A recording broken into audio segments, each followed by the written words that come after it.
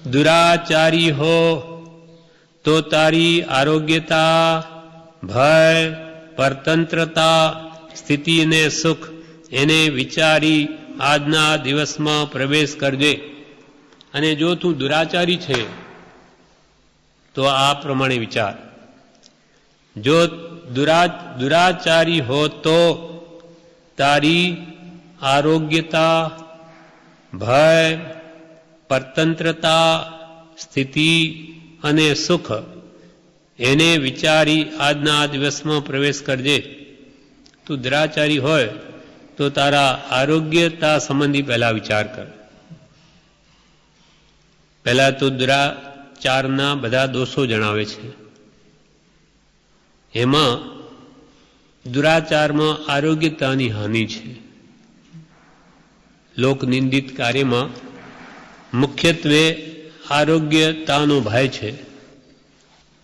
એટલે સાત વ્યસન વગેરે પાપના કાર્યો કે મુખ્યત્વે વિષય ભોગવનારા પોતાની શરીર શક્તિ ખોઈ બેસે છે. સાત વ્યસનોમાં પડેલો પાપના કાર્યો કરે કે વિષય ભોગમાં પોતાની શરીર શક્તિને હણી નાખે છે, ખોઈ નાખે છે. જેમ બહુ ખાનારો માંદો થાય, સિનેમા જુએ તેથી મોહ વધે અને વિષયોની ઈચ્છાને લઈને દુઃખી થાય, આંખોને પણ નુકસાન થાય, તેમ બધી ઇન્દ્રિયોના ભોગ સરવાળે શરીર કે મનને નુકસાન જ કરનારા છે. એ દુરાચારી હોય અને પાંચે ઇન્દ્રિયોના વિષય ભોગમાં વિશેષ વૃત્તિને લઈ જાય તો એથી શરીર આરોગ્યને નુકસાન જ થાય છે. એમ સિનેમાનું દૃષ્ટાંત આપ્યું કે જુએ તેથી શું થાય? મોહ વધે, વિષયોની ઈચ્છા પ્રબળ થાય, આંખોને પણ નુકસાન થાય, સમયની પણ બરબાદી થાય અને બહુ ઘણું બધું ખાય, ખાવામાં આસક્તિ રાખે તો એ માંદો થાય. એમ પાંચેન્દ્રિયના વિષયો એ શરીરને, આરોગ્યને નુકસાન કરતા જ છે. એટલે દુરાચારી હોય તો તારી આરોગ્યતા અને પછી ભય. દુરાચારીને પણ સદા મનમાં ભય હોય છે કે મારું આ આચરણ કોઈ જાણી જાય તો. એમ પોતાનું અંતઃકરણ પણ દુરાચાર કરતા ના પાડે છે. એટલે અંદર એને પણ ડંખ હોય, દુરાચારીને પણ. તેને પણ ખબર પડે અંદર, જાણે પણ એના પર લક્ષ્ય આપતો નથી. દુરાચારીઓએ તેના તરફ સારા માણસોની એટલે સજ્જનોની કટાક્ષ દ્રષ્ટિ હોય છે. કોઈ શિક્ષા પણ કરી બેસે એને દુરાચારના કારણે. જેમ બિલાડી,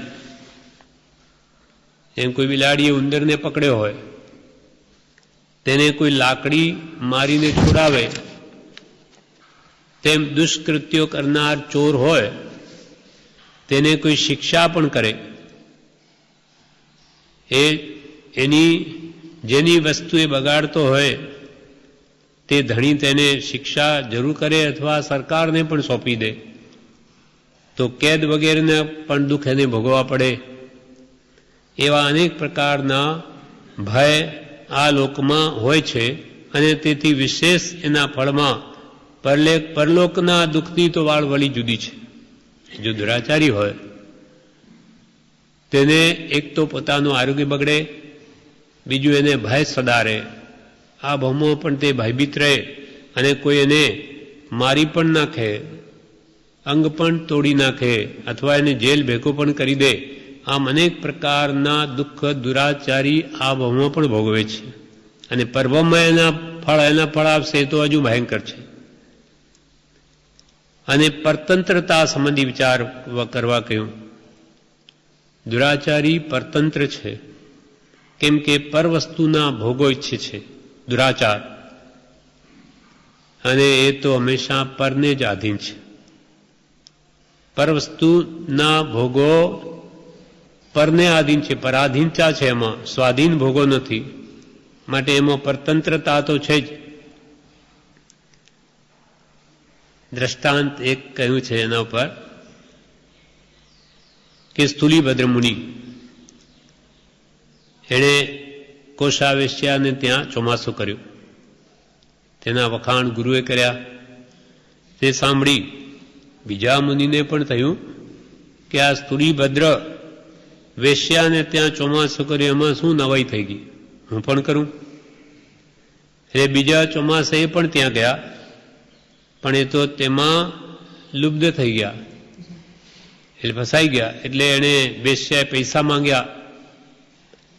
તો કે ભાઈ નેપાળનો રાજા એ સાધુ સંતોને 1,00,000 રૂપિયાની રત્નની કામળ આપે છે, તો કે ત્યાં જઈને લઈ આવું. એટલે ત્યાં જાય છે નેપાળ.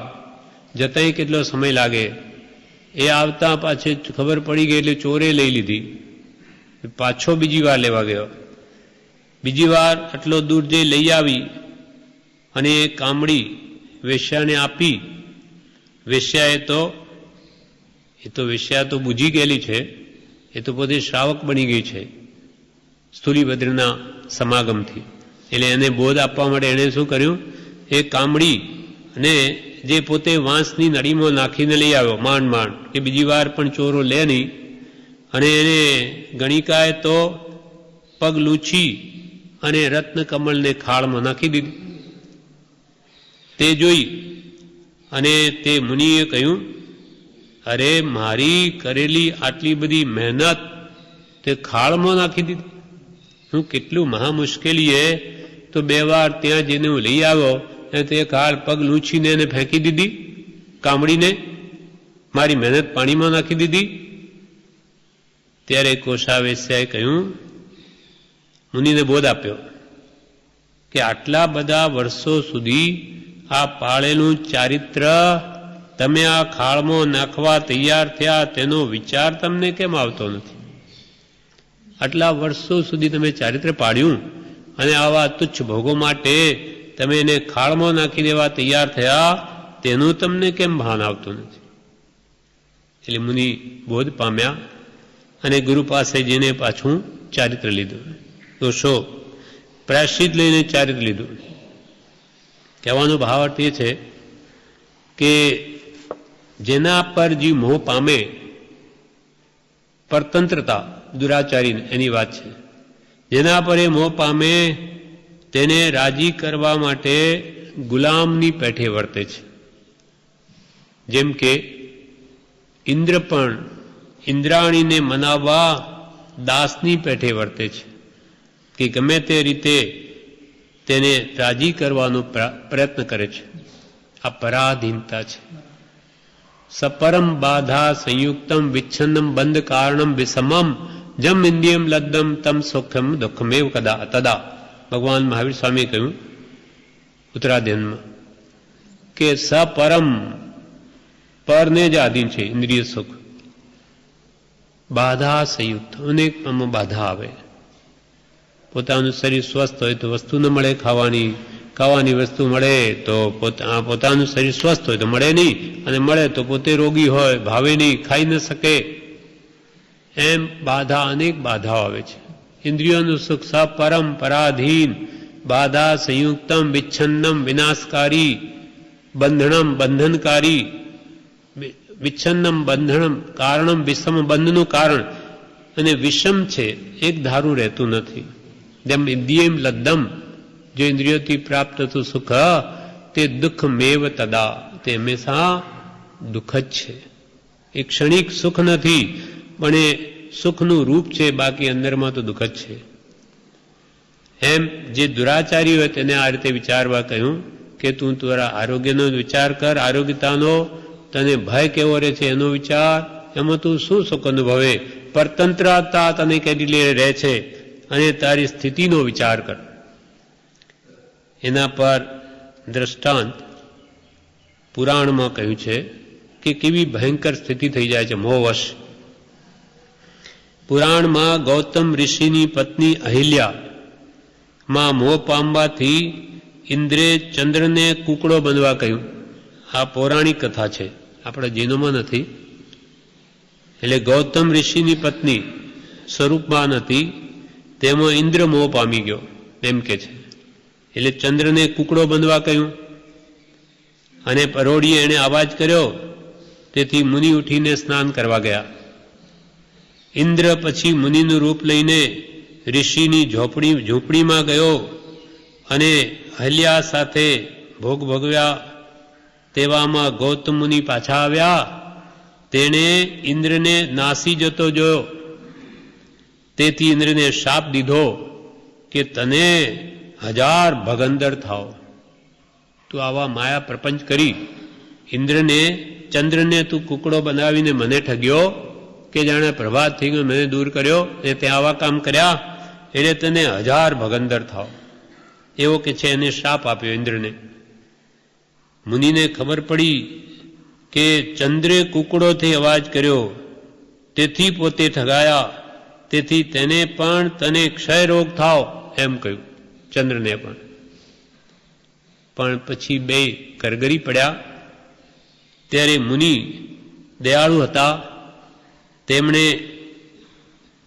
કહ્યું કે તને ક્ષય તો થશે, પણ શુક્લ પક્ષમાં તારી કળાની વૃદ્ધિ પણ થશે. ચંદ્રની, ચંદ્રમાં 15 દિવસ કૃષ્ણ 15 દિવસ રાત્રિ હોય એમ કે છે કે પછી એ કરગરી હોય એટલે કે નહીં, તને ક્ષય તો થશે જ, તારો 15 દિવસ તો કળાનો ક્ષય થશે, પણ બાકીના 15 દિવસમાં તારી વૃદ્ધિ થશે. એટલે શુક્લ પક્ષમાં તારી કળાની વૃદ્ધિ થશે એમ ચંદ્રને કહ્યું. પછી ઇન્દ્ર કે છે કરગરી પડ્યો ત્યારે એને કહ્યું કે તારું શરીર 1000 ભગંદર થશે એમ કહ્યું. એટલે તારું શરીર 1000 કાણાથી કાણું તો થશે જ, પણ તને 1000 આંખો પણ થશે એમ કહ્યું. સાથી માફી માંગી, પણ તને એ તો થશે જ. 1000 ભગંદર એટલે 1000 કાણા તો થશે જ, પણ તેને 1000 આંખો પણ થશે. તેથી ભગવાનને જોવા ઇન્દ્ર 1000 આંખો વડે દર્શન કરે છે ભગવાન, એમ આપણામાં કહેવાય છે જૈનમાં. ભાવાર્થ એ છે, આનું તાત્પર્ય એ છે કે ઇન્દ્રિય સુખની સ્થિતિ કેટલી ને દુઃખની સ્થિતિ કેટલી. ઇન્દ્રિય સુખ ભોગવ્યા ઇન્દ્રે, પણ આ દુઃખ કેટલું બધું ભોગવ્યું, કેટલું બધું આવી પડ્યું. ભાવાર્થ એ કે ઇન્દ્રિય સુખની સ્થિતિ કેટલી અને દુઃખની સ્થિતિ કેટલી. ઇન્દ્રિય સુખ ખરી રીતે તો દુઃખ જ છે. ઇન્દ્રિય સુખ પણ કેટલી વારનું, અને તેના ફળ રૂપે જે દુઃખ આવે તે તો લાંબી સ્થિતિનું આવે છે. તથા દુરાચાર કરીને કેટલો કાળ જીવવું છે, દુરાચાર કરીને જીવવું છે કેટલો કાળ, આખરે તો મરી જવાનું છે. પછી સુખ, દુરાચારી તારા સુખ તરફ પણ વિચાર કરજે એમ કહ્યું. પ્રવચન સારની આ જ ગાથામાં કહ્યું તેમ સર્વ ઇન્દ્રિયો દુઃખરૂપ જ છે. તો પછી દુરાચારમાં જે જીવ સુખ માને તે તો સ્પષ્ટ દુઃખરૂપ છે. આ ઇન્દ્રિયોના બધા જ વિષયો દુઃખરૂપ, તો પછી એમાંય પાછો દુરાચાર જે જીવ સેવે અને તેને સુખ માને તે તો સ્પષ્ટ દુઃખરૂપ છે.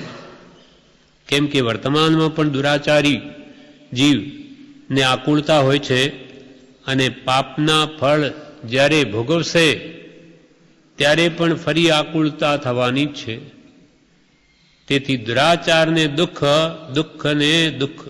તેથી દુરાચારને દુઃખ અને દુઃખનું જ કારણ જાણી તજવા યોગી છે. એટલે કૃપાલદેવે વાક્ય કહ્યું, દુરાચારી હો તો તારી આરોગ્યતા, ભય, પરતંત્રતા, સ્થિતિ અને સુખ તેને વિચારી આજના દિવસમાં પ્રવેશ કરજે. આ પ્રમાણે 40 વાક્ય આપણે વાંચ્યા, બાકીનું આવતીકાલે.